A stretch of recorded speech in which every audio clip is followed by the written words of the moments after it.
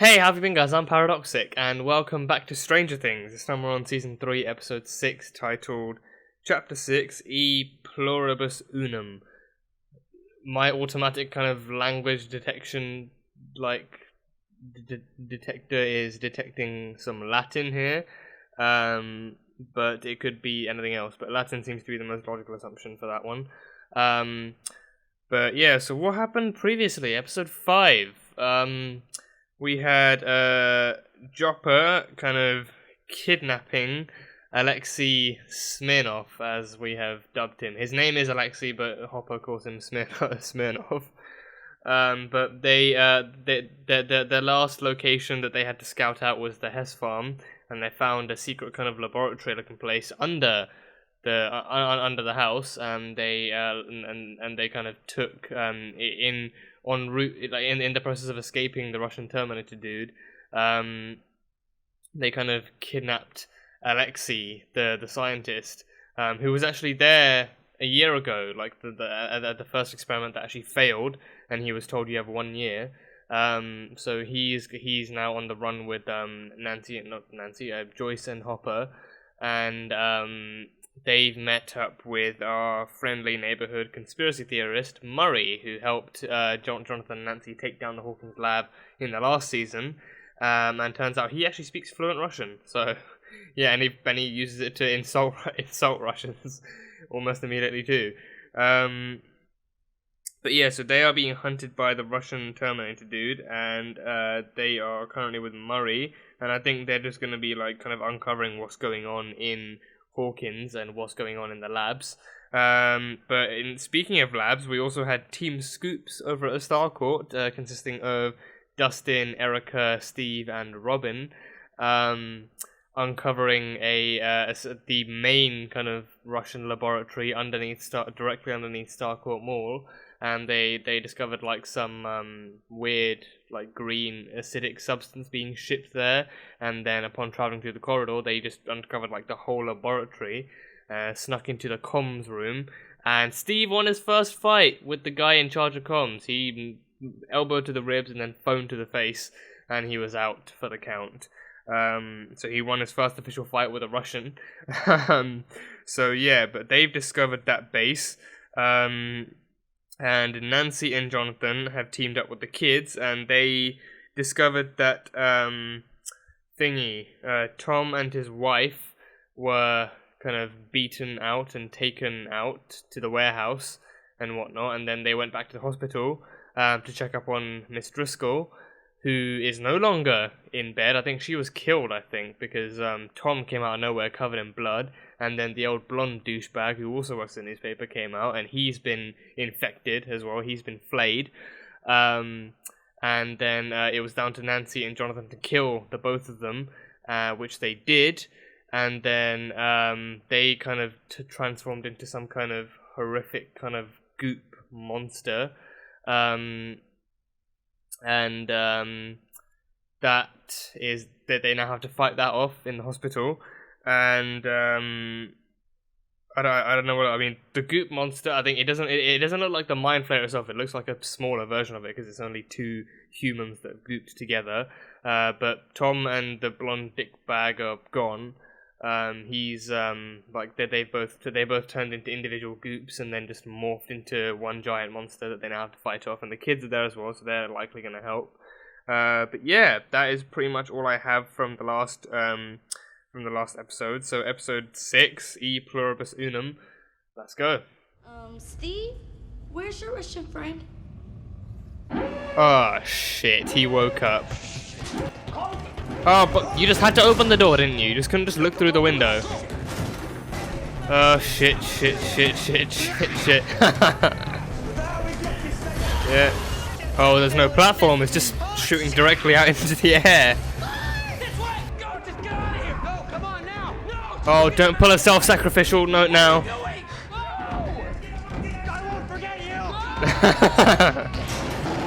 Oh, sweet Jesus, you are fugly. Oh, it's gonna go under the door, isn't it? Oh, it's gonna go under the door. It's under the door. Oh, it's Mr. Fantasticking. It's Mr. Fantastic. It's Fantasticking. no. Whoa! Jesus, what the? Oh shit! Damn! Whoa!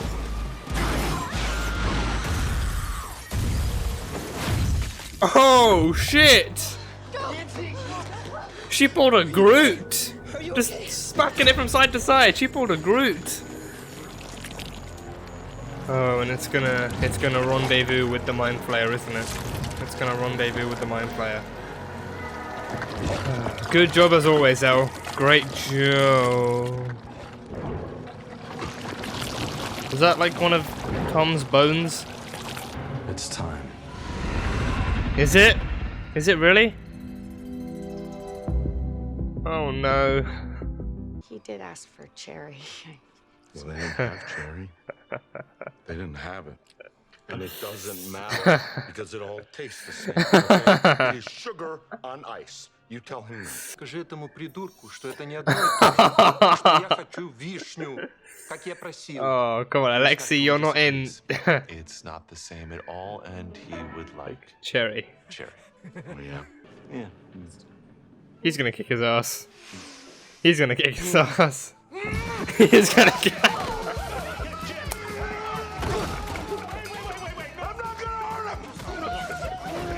You're hurting him right now!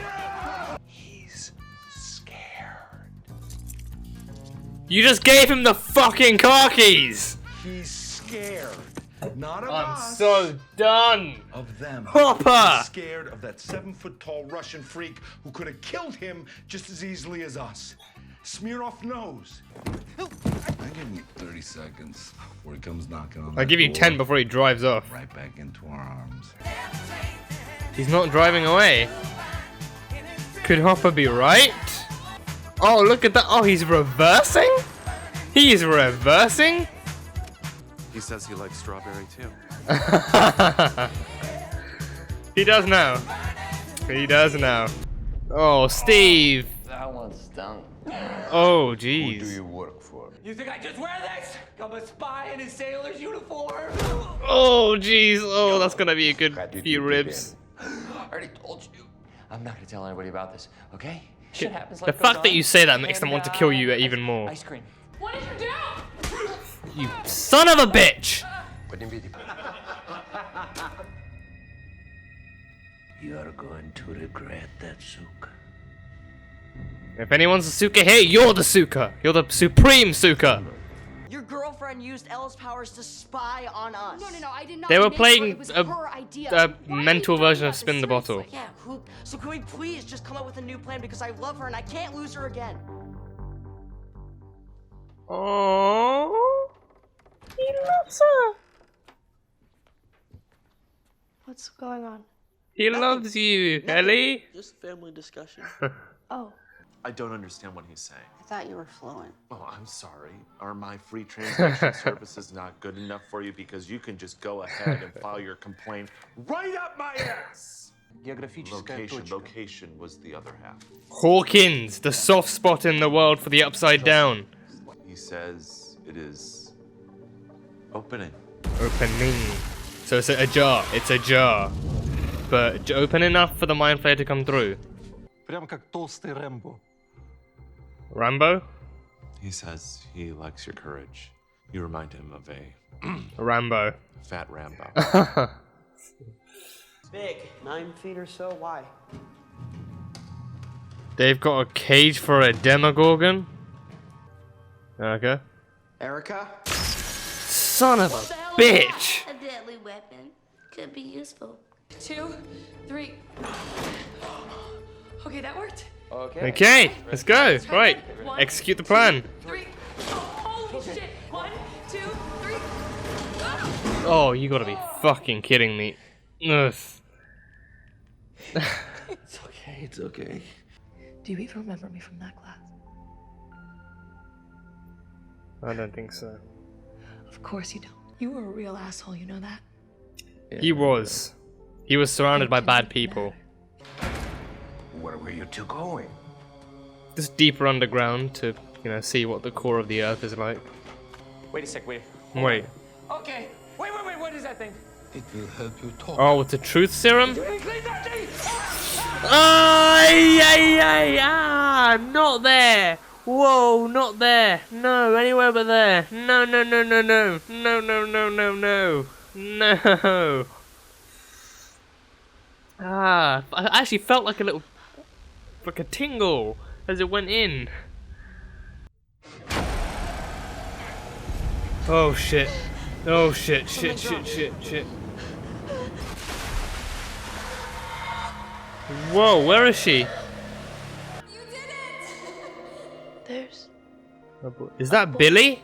Did you see that? Is that Billy? It's Billy. It's Billy. Wait, so Billy.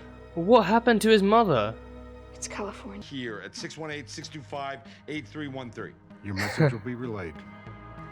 Just giving out all that information. So now what? Now Mari has to move. We wait. Yes, hello. This is Antique Chariot's partner, Wheelbarrow. Chariot properly conveyed. He's gotta bring his men right now. Do you understand me? Yes, ma'am. Thank you, and good day. Yep. She's angry, but she knows how to get the message across and be polite. 1 minute. Want to know a secret? I like it too. Oh, are they high? Are they high on truth serum? Oh, they missed. Whoa, whoa. Hey, see, hey. Wait. Wait. Ay, ay, ay! Go. Not the nails. What? Not the nails. The week is long. A day. You think You need to work on your smart, encryption but techniques. A couple of kids who scoop ice cream. Oh shit! They used the acid. They actually used the acid. Oh shit! That's my boy Henderson. Oh shit! I don't understand. No. How long? Oh, his mother left, and then he became the bully. Her name's Maxine. Max. Elle, we found it. Get out of there. Get out. Yeah, okay, time to leave, El. They wouldn't have just up and left. He can't hear you. Wait, what?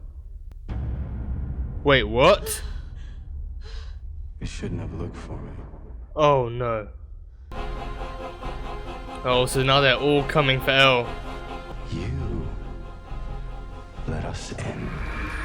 Oh, don't you dare say it. Don't you dare say it. Now, you are going to have to let us stay. No, you are gonna piss off back to the shithole that you belong in. To be able to fight her? You need an army strong enough to fight her? And we are going to end you. And when you are gone, we are going to end your friends. And then we are going to end everyone.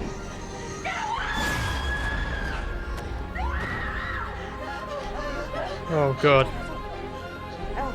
Oh dear god. Oh god, they're all gooping! They're all gonna goop! That's why they're there! They're not just hosts, they're materials! Oh god, he's getting even bigger! Oh, Miss Driscoll. Oh, they're supplies! They're not just hosts, they're meaty supplies! Oh, he's hulking out.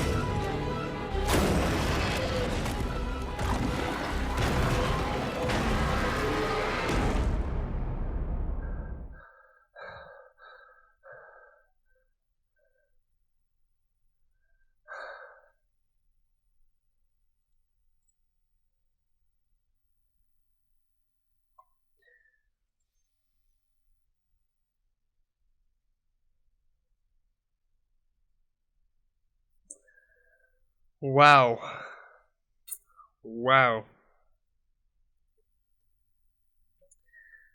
Oh dear fucking god. Oh, okay, so the Flayed were just temporary hosts, like barely even hosts, they were just excess material, ready for him to use whenever he needed it. A whole army of people ready to sacrifice their own flesh and blood to build him up. Wow. Oh, Oh, good God. We're really in the end times. The end game is here. Jesus Christ, okay, wow, so, I think the most interesting point of this episode, or the most, like, heavily executed point of this episode, was easily Billy's kind of memories that started off in California. His memories. You know, I think it was interesting. It was interesting to see where he started off from. Like, you know, as hard as it is to believe, given the person he is now, there was a time when he was a happy little boy, and you know, he had a mother who loved him and supported him and encouraged him and just, you know, gave him a good life. But his father was the issue. His father has always been the source. His father has always been the issue. His father was abusive, and he was a bully himself, and he beat out on Billy's mother for too long, and for long enough for his mother to decide that enough was enough and that she was leaving and that she was never coming back. But the side effect of that was that she left him alone with his father, and the way his father raised him was basically no different to the way that he treated his mother. Constantly bullying him and filling his head with just the utmost, like, kind of toxic masculinity, and just, you know, just teaching him that love is a weakness, and that, you know, just making him into the person he is today, and he just grew bitter and desperate and just turned into a sour, mean little shit. So, you know, it's easy to see where that comes from on both angles, like where he actually started off as like a genuinely nice kid, and then under his father's kind of guidance just turned really shitty and bitter. And then from there we just see further memories and more memories, and his mother left, and then he became a bully. So I think that was a really nicely executed sequence, just to see like what Billy was and how he turned into what he is today. So yeah, there's that. That end sequence as well with Billy's lines, like, you know, I think it was very easy to, like, in the trailers it was very easy to guess that it was just like another voice actor that they hired to, like, play out the part of the Mind Flayer. But with this, Billy was the first new host for the Mind Flayer, so it makes sense that he would be the person to convey the Mind Flayer's determination and his end game, and his kind of to convey his message of what he's going to do to Hawkins and the world and the people living on it. But yeah, that ending of all the people just walking up to the Mind Flayer and just fucking destabilizing and disintegrating, and just, you know, just making up him as he goes along, and by the end of it he's just going to be even bigger and bigger and bigger, big enough to become as big as the Shadow version we saw in the Upside Down. I'm positive of that much. But yeah, that is just horrifying. Yeah, horrifying to see. But what else? Steve and Robin just bonding over, like, their past, like, you know, they actually went to school together, and he didn't recognize her from then, because again, that was back when he was Steve Hunter. I think that's a very nice callback to make, because, you know, come season 1, we all hated Steve, we all hated who he was, and, you know, we thought he was just gonna carry on being that typical kind of asshole jock that we saw him as, and we didn't think that there was any chance of redemption in him. But then he proved us all wrong in the most miraculous of ways, and, you know, he showed us that, you know, he himself was not a bad person. It was the fact that he was constantly surrounded by assholes like Tommy and Carol that made him out to be the arsehole. He was picking up from them, like, they were hanging out, they all had that same mentality that they were better than everyone else, and that everyone else were just weak and, you know, pathetic and creepy and all that sort of stuff.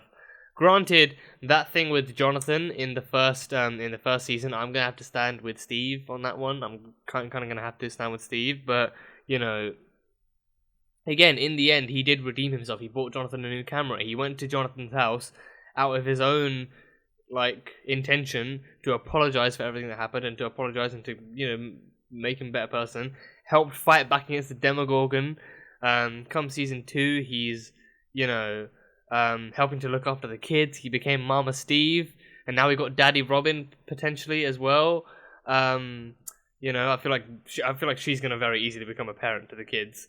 But yeah, that happened, and he's been on one hell of a redemption arc. He has been on one hell of a season 2. Steve is like everyone. He became one of my favorite characters in season 2, and come season 3, he still maintained that great friendship with Dustin. Gave him all those tips on hairstyling and whatnot. He became such a great dude, and we saw him for the genuinely nice guy that he actually was. And with this one as well, he's just helping to fight back against the same shit. With Steve, I think it was a nice callback to call back to the time when he actually wasn't such a nice guy, and he was like the popular kid, like the King Steve who thought he was above everyone, and he was the popular guy and the jock and the just overall like the guy who had an ego, if anything. So yeah, that was cool to see, and the fact that he does kind of call back on himself and say I was an asshole, but he does wish that he knew Robin back then, because he thinks that they actually would have been great friends. But now they are great friends now. They are a great dynamic duo. But yeah, it was really funny seeing them high on the truth serum, just constantly calling out the Russians, calling them morons, and just spitting the truth, just basically exposing Dustin for his escape and just laughing about it. Bit dangerous, but mostly kind of funny. But yeah, and just Robin just looks cute as hell when she was high on that truth serum, just in a constant pardon me for that. Just in a constant kind of giggly fit and whatnot. It was just hilarious to see. So yeah, that was hilarious to see. So yeah, Robin was cute as hell while high, and Steve was high. I think Steve genuinely looked high. I don't know if it was just the added effect of him having been beaten up and shit. But he actually genuinely looked high. But Robin, it's almost as if it was her first time being high. Because I've heard that when you get high for the first time, you have a tendency to laugh a lot, and that's your reflex for literally everything that happens. So I feel like for Robin, it looked like that was her first time getting high off anything. But yeah, so they were both incredibly high off truth serum. And Steve took a beating, another beating. He wins his first fight, and then he just gets a brutalized beating off the Russians. Black eye, busted lip, and then a fucking truth serum injection in the neck. That looks like it fucking hurt, but he took a beating. But if there is anything that we know about our buddy boy, King Steve Harrington, it's that he always walks away from his beatings. He did it in the first season against Jonathan. He did it in the second season against Billy, and he did it in this season against the Russians. So I mean, it looks like the givers of the beatings also get progressively more brutal as well. At first it was Jonathan acting out of anger, then it was Billy just being his usual kind of abusive self, and now it's the Russians kicking his ass in the interrogation room. But Steve he did take a beating. He took a rather unfortunate beating. But that was that. But now they've been rescued by Dustin and Erica. And Dustin and Erica, that's a great team up as well. I love that team up as well. The two, the one reluctant nerd and the one proud nerd. That is a great fucking team up. But yeah, that was that. Mikey. Mike, he confessed, he, not to her, but he confessed his love for Elle. He is, the reason he's overprotective about her using her power so much is because he loves her, and he doesn't want to lose her again. He's lost her I think how many has he's only lost her once, right? Yeah, like season 1 he lost her, and then at the end of season 2, like towards the end of season 2, he reunited with her again. So yeah, that was it. That was that. So he's lost her once. He cannot afford to lose her again because he loves her with all of his heart and soul. So that was that was just really, really sweet to see. That was really sweet. And you know, or like the other guys being like, "Oh shit, he loves her. Damn, did not think we'd get to this stage so soon." But he does. He does love her. And you know, I do hope we'll get a moment like that between them at some point. Of them actually saying that they actually love each other. But because so far we've gotten like tons of cliched teenage makeout sessions, but no actual love, and we see the bond between them is strong. We see that much, so we need, you know, at the, like towards the end, like an actual confession of love would be nice to see. But yeah, he loves Elle. I think the Alexei admitting that they are opening another gate was hard to watch, especially seeing Joyce and Hopper's reactions, because, you know, again, pardon me, I think it was Dustin that, you know, he actually said himself, like, you know, the Russians are basically undoing they're redoing everything that everything that they actually risked their lives in the first place trying to like prevent, like they're like trying to stop, basically, because they all risked their lives trying to close the gate and trying to cover Elle as she closed the gate, and now the Russians are actually just redoing it all over again. So that's why it didn't work in Russia then, he said, because in Russia it wasn't a case of power, it was just a case of location. Like, the fact that they were doing it in Russia, like, the Mind Flayer had never had any connections to Russia, he had never been to Russia, Russia had never been, like, any kind of, there had never been any kind of energy signature for the gate having been in Russia. That's why it was so weak. So then they had to move everything over. They had to find a place where it had been, and you know, like since it was all kept under wraps as well. I think it must have been released. I think Hawkins' lab being closed down was publicized, but I think the Russians would have had extra connections to tell them, oh, it's because, you know, there was like an interdimensional portal that was opened here that they closed, and it caused a lot of bad shit to happen. So they said, yep, Hawkins, Indiana, in America, that's where we're going. So, you know, Hawkins is a soft spot for the gate and for the Mind Flayer. It still contains a lot of scar tissue. It's still, you know, like that energy signature is still there. It's still weak enough for a gate to be opened, and it's still weak enough for the Mind Flayer to try and find a way through. But the why is still like unknown. Like, I don't know if he explained why, but like he said they're opening a gate, but not why they're doing this. I mean, they could just be evil. I mean, I think we've already established they're evil Russians, but that's usually in the case of like war or something, like not in the case of like interdimensional travel. But unless they think they can communize the Mind Flayer or the Upside Down, but that's, I mean, the Mind Flayer doesn't really think about anyone but himself, so that's, you know, that's not gonna work out too much in their favor. But yeah, Hawkins is a soft spot for like the gate and for that kind of activity, so it makes a lot of sense. But yeah, so they are opening a gate, and like Hopper's reaction as well, because he was there with Elle on the front lines, watching her close the gate, watching her levitate as she closed the gate, and, you know, picking off the Demodogs one by one as well. So him reacting to the news that, you know, oh yeah, that gate that your daughter spent so long and tried so hard to close, yeah, the Russians are actually reopening it now. It's not really unexpected to see him like reacting to it so kind of in such a heartbroken way and just needing alcohol immediately to try and wash that news down.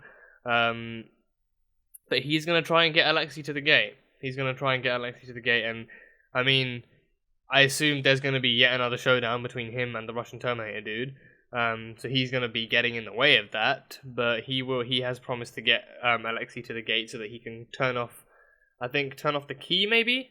Because yeah, I think if they turn off the power, that turns off the power to everything, or at least most things. Yeah, as long as they can shut down the key, I think that's fine. Yeah, so as long as they can shut down the key, that means that there's no power being supplied, or at least it's just not taking in any power, so it can't be used to open the gate anymore. And this gate seems to be a lot slower as well. But I think the original one, I think it was never really closed. It was dormant enough to actually be continued to be open, and they were still trying to find a way to burn it down. But this one, they're actively trying to reopen the gate. They're actually trying to reopen it. So it's a tricky pickle. But yeah. But now the Mind Flayer is gonna get bigger and bigger, and he's gonna bust out of the Steelworks place, and he's gonna invade Hawkins. But I feel like he might be going to Starcourt because that's where the gate is. But yeah, because I think his main target is L, and then it's gonna be everyone else, like the kids and Hopper and Joyce, and then it's gonna be everyone else on Earth. So he's gonna upside downify Earth, I imagine, or at least our Earth. So yeah, that is what's coming soon. But looking forward to a lot more.